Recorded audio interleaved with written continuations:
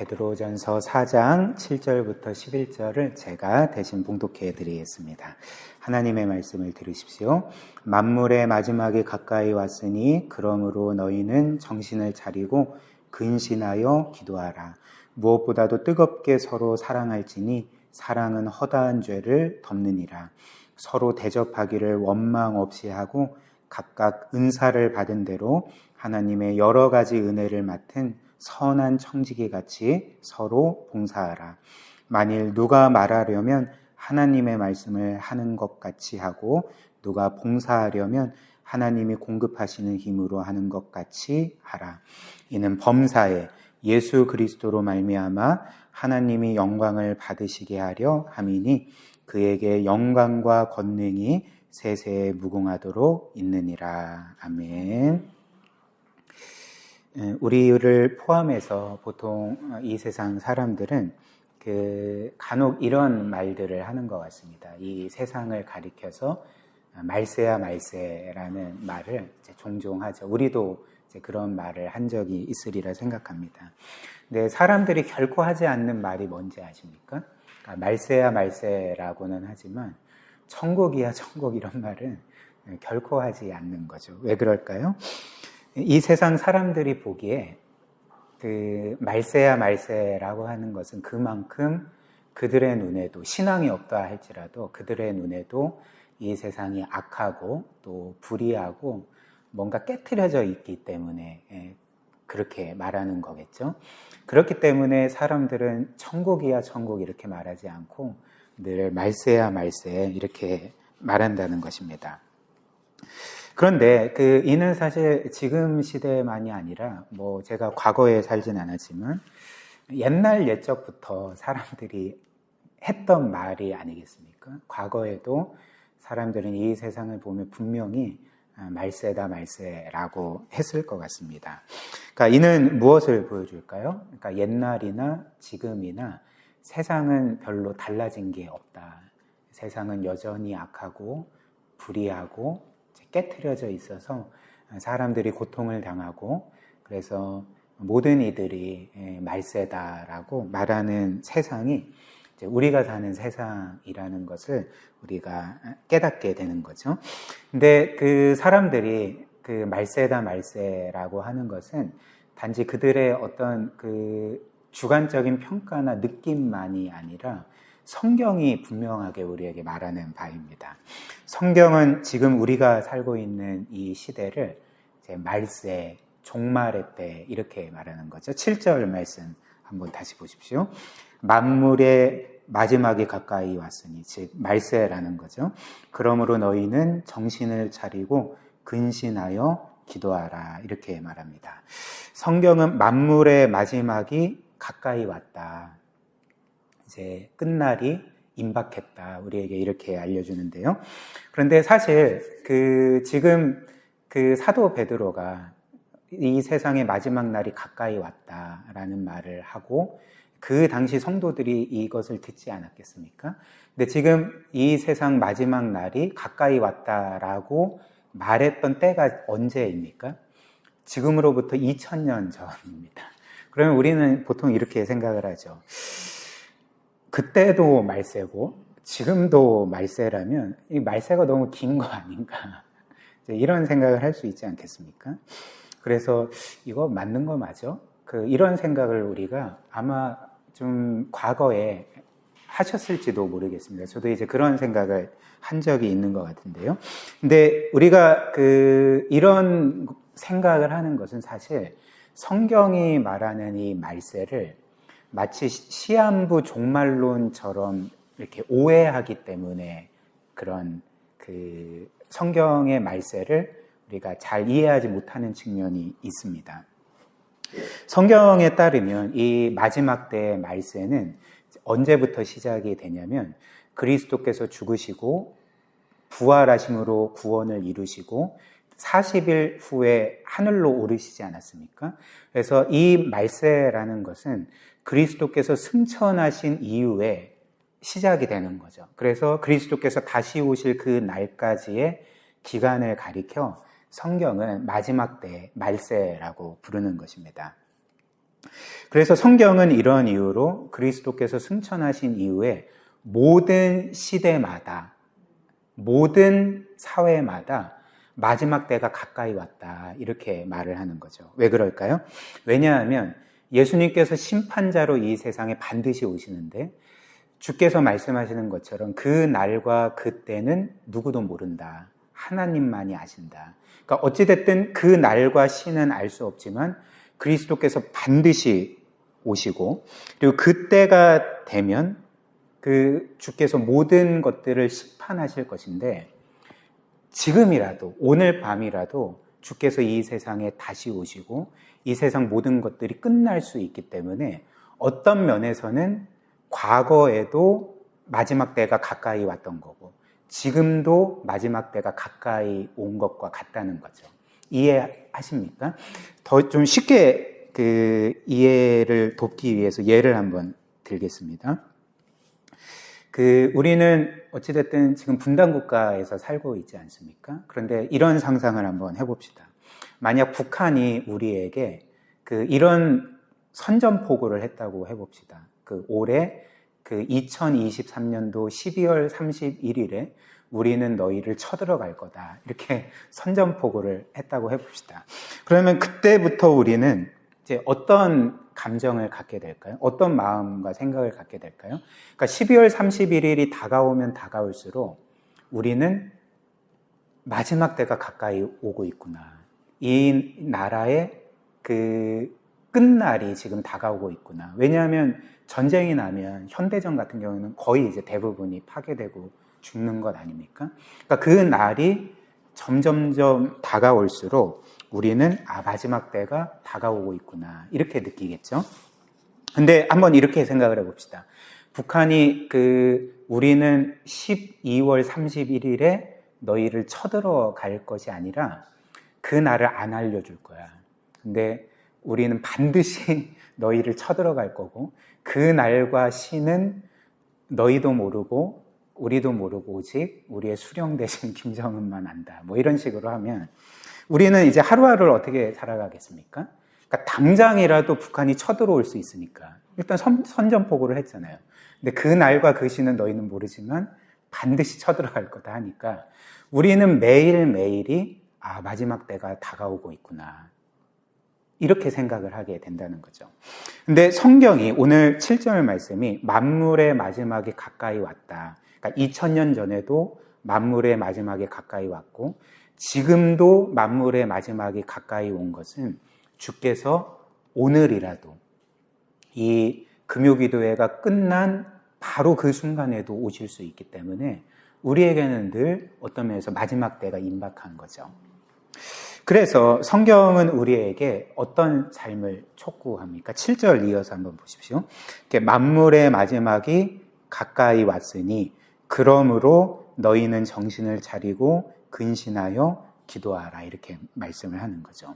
그러므로라는 말은 무슨 의미겠습니까? 그러니까 주님께서 오늘이라도 너희 가운데 오실 수 있기 때문에, 주님께서 심판자로서 지금이라도 이 세상에 오셔서 모든 것들을 심판하고 끝내실 수 있기 때문에 이런 의미가 되겠죠.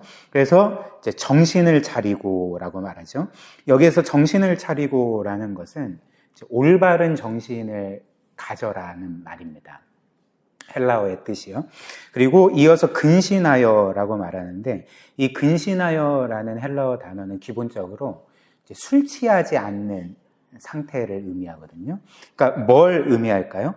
그리스도께서 오늘이라도 반드시 오실 수 있고 그리고 모든 것들을 심판하시고 모든 것들이 끝날 수 있는데 그렇기 때문에 우리는 올바른 마음을 가지고, 그러니까 깨어있고 특별히 이 세상과 그 영원하지 않는 것들에 대해서 취해 있으면 안 된다는 거죠. 그래서 이 세상은 반드시 끝이 있는데 마치 이 세상이 영원할 것처럼 그리고 이 세상이 내 인생에서 전부가 될 것처럼 이렇게 취해 있으면 안 된다. 이런 식으로 하면 우리가 마지막 때를 준비할 수 없지 않겠습니까? 그러니까 이런 식으로 영적으로 잠들어 있으면 안 되고 너희는 근신하여 깨어 있어야 된다. 우리에게 이렇게 촉구하고 있는 거죠. 그리고 더 나아가서 우리가 이렇게 깨어 있을 뿐만 아니라 이제 뭘 하라고 말합니까? 그러니까 기도하라라고 말하는 거죠. 정신을 차리고 근신하여 기도하라라고 말하고 있습니다. 이는 바꿔 말하면 무슨 말이 되겠습니까? 우리가 기도하지 않으면 우리는 영적으로 잠들 수밖에 없다. 우리는 기도하지 않으면 영적으로 이 세상에 취해서 이 세상이 마치 영원토록 지속될 것처럼, 이 세상이 나의 인생의 전부가 될 것처럼 그렇게 생각하여서 영적으로 잠들어 있게 된다. 그렇기 때문에 너희는 영적으로 깨어 있기 위해서 기도해야 된다. 우리에게 그렇게 촉구하고 있습니다. 이는 주님께서도 제자들에게 하신 말씀인데요. 우리 베드로전서 4장을 책갈피로 껴놓고 누가복음 21장을 한번 봅시다. 누가복음 21장 34절부터 36절 함께 보겠습니다. 신약성경 133조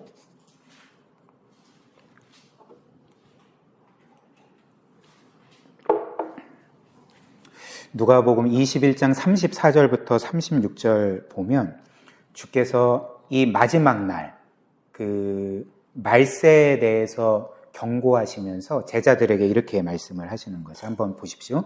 너희는 스스로 조심하라. 그렇지 않으면 방탕함과 술 취함과 생활의 염려로 마음이 둔하여지고 뜻밖의 그 날이 덫과 같이 너희에게 임하리라. 이 날은 온 지구상에 거하는 모든 사람에게 임하리라. 이러므로 너희는 장차 올 이 모든 일을 능히 피하고 인자 앞에 서도록 항상 기도하며 깨어 있으라 하시니라. 이렇게 말씀을 합니다. 베드로전서의 말씀과 동일한 내용이지 않습니까? 그러니까 마지막 때가 되면 너희는 영적으로 깨어 있지 않으면 방탕함과 술 취함과 생활의 염려로 마음이 둔해질 거다. 이 세상에 취해 있을 거고 영적으로 잠들어 있을 거다. 그런데 내가 도둑같이 너희에게 임할 건데 너희는 늘 기도하여 깨어 있어야 된다. 이렇게 말씀을 하는 거죠. 그러나 우리가 이제 말세해야 될 일은 이게 이제 전부가 아닙니다. 이제 더 나아가서 성경은 우리에게 기도하라 말씀할 뿐만 아니라 서로 뜨겁게 사랑하라 라고 말씀을 하는 거죠. 8절 말씀 보십시오.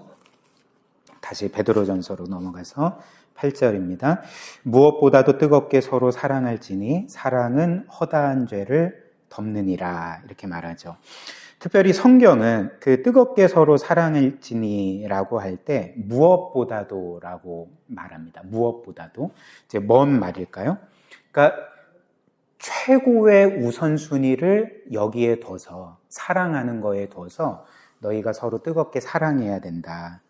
즉, 그 어떤 면에서는 주께서 또 이 성경이 우리에게 기도하라 명했지만 우리가 이렇게 서로 뜨겁게 사랑하는 것이 기도만큼 중요하고 또 어떤 면에서는 기도보다 더 중요하다는 것을 우리에게 알려주는 말씀 아니겠습니까? 그러니까 왜 그럴까요?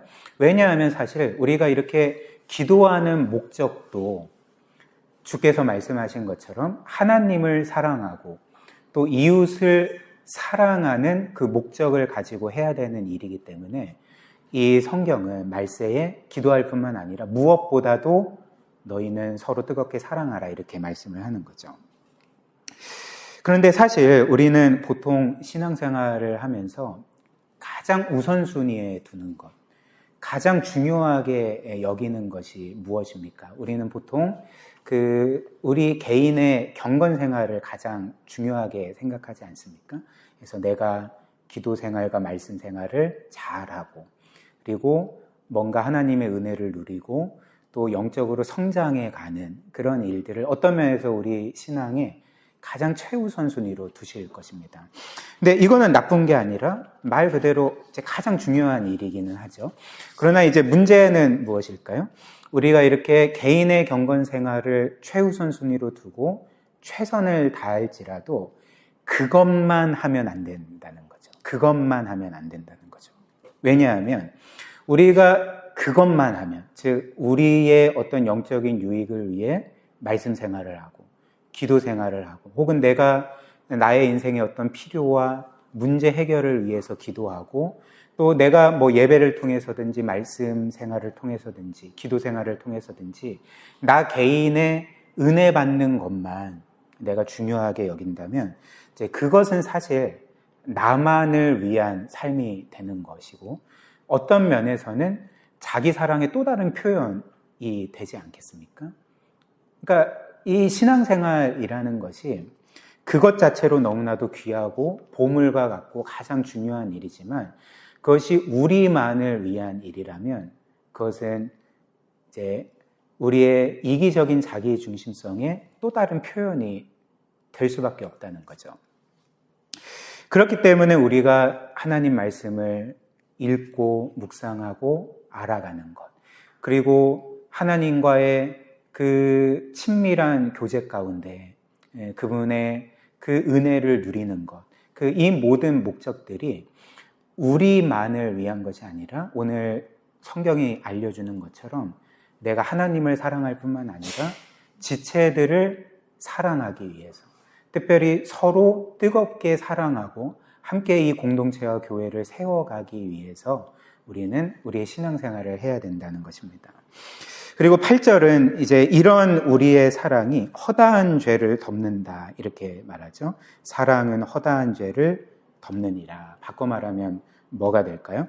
그러니까 우리 삶에 허다한 죄가 있음을 보여주는 거죠. 특별히 지금 사랑의 맥락에서 얘기하고 있지 않습니까? 그러니까 공동체의 맥락에서 이야기하고 있지 않습니까? 그러니까 나는 내 개인적으로 죄를 많이 지을 뿐만 아니라 우리 서로와의 관계에서도 끊임없이 잘못을 하고 죄를 지을 수밖에 없는 사람들이다. 교회라도 공동체라도. 그래서 우리는 서로 뜨겁게 사랑함으로써 용서해야 되는 거죠. 주께서 우리를 사랑하시고 용서하신 것처럼 우리도 끊임없이 서로를 사랑하고 용서하고 그렇게 할 때 사랑이 우리의 허다한 죄, 서로의 허다한 죄를 이제 덮게 된다는 것을 성경이 우리에게 말하고 있습니다.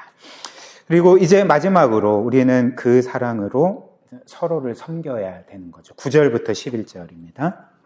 서로 대접하기를 원망 없이 하고 각각 은사를 받은 대로 하나님의 여러 가지 은혜를 맡은 선한 청지기 같이 서로 봉사하라. 만일 누가 말하려면 하나님의 말씀을 하는 것 같이 하고 누가 봉사하려면 하나님이 공급하시는 힘으로 하는 것 같이 하라. 이렇게 말합니다. 특별히 9절 말씀 보시면 우리가 서로 뜨겁게 사랑하고 서로 대접하기를 원망 없이 하라. 이렇게 말하지 않습니까? 우리가 서로를 대접할 때 원망 없이 해야 된다는 것입니다. 이 말은 무엇일까요? 그러니까 우리는 보통 다른 이들을 대접할 때 이런 생각과 말을 할 수도 있습니다. 내가 저 사람을 대접하긴 하는데 생각해보면 저 사람은 나한테 뭔가 해준 것도 없고 그리고 나의 이런 대접을 받을 만한 것 같지도 않은데 내가 이 사람을 꼭 대접해야 되나? 내가 이렇게 손해를 봐야 되냐? 라고 생각하면서 대접하지 말라는 거죠. 이게 이제 그 원망 없이 대접하라라는 말의 의미입니다. 그래서 우리는 원망 없이 서로를 섬기고 대접하기 위해서는 이제 한 가지 중요한 그 사건을 기억해야 되는 거죠. 그것이 무엇일까요? 그러니까 그리스도께서 우리를 위해 행하신 일, 그리스도께서 우리를 끝없이 사랑하시고 선대하신 일, 그리고 우리를 위해 자신의 모든 것을 희생하신 일을 우리가 기억해야 한다는 것입니다. 한번 생각을 해보십시오. 주께서 우리를 선대하신 이유는 우리가 주님을 선대했기 때문입니까? 그렇지 않죠. 우리는 어떤 면에서 늘 주님을 무시했고 주님의 뜻을 거스르고 주님께 반역한 자들일 뿐인데도 주께서는 우리를 늘 선대하시지 않았습니까? 근데 한번 이렇게 우리가 늘 하던 말을 주께서 우리를 향해 하신다고 생각을 해봅시다. 그러니까 주께서 우리에게 이런 말씀을 하시는 거예요. 내가 저들을 선대하긴 하지만 저들은 나에게 잘해준 게 없는 거야. 그리고 저들은 날 늘 무시하고 내 뜻을 거스르고 나한테 반역한 자들인데 내가 저들을 위해서 왜 피를 흘려야 하나? 내가 왜 저들을 위해 희생해야 되나? 그러니까 이렇게 말씀하셨다면 우리 모두는 구원받을 수 없었을 것입니다. 그러나 주님께서 그런 우리를 사랑하시고 선대하셨기 때문에 우리도 지체들을 원망 없이 사랑하고 선대하고 대접해야 된다. 이렇게 말씀을 하는 거죠. 그리고 이렇게 우리가 지체들을 뜨겁게 사랑할 수 있는 이유가 우리에게 있는 게 아니라 우리가 그리스도 안에서 받은 하나님의 사랑 안에 있다면 그 사랑이 우리로 하여금 지체들을 사랑하게 만드는 유일한 원인이자 이유자 힘이 된다면 우리는 지체들을 사랑하게 될 때 결국은 이제 모든 영광을 하나님께 돌리게 될 것입니다. 그래서 11절 후반절이 이제 이렇게 말하죠. 이는 범사에 예수 그리스도로 말미암아 하나님이 영광을 받으시게 하려 함이라. 이는 뭡니까? 그러니까 우리가 뜨겁게 서로를 사랑하는 것, 선대하는 것, 희생하는 것, 봉사하는 것, 이 모든 일에 그리스도로 말미암아 하나님이 영광을 받으시게 하려 함이니 그에게 영광과 권능이 세세에 무궁하도록 있느니라. 아멘. 이렇게 말씀을 합니다. 사랑하는 우리 귀한 지체 여러분, 우리도 늘 그리스도께서 우리에게 베풀어 주신 이 값없는 놀라운 사랑을 늘 기억하면서 이 말세에 주께서 오시는 그 날까지 늘 깨어 있을 뿐만 아니라 서로 뜨겁게 사랑하는 그런 주께서 기뻐하시는 교회가 되었으면 좋겠습니다.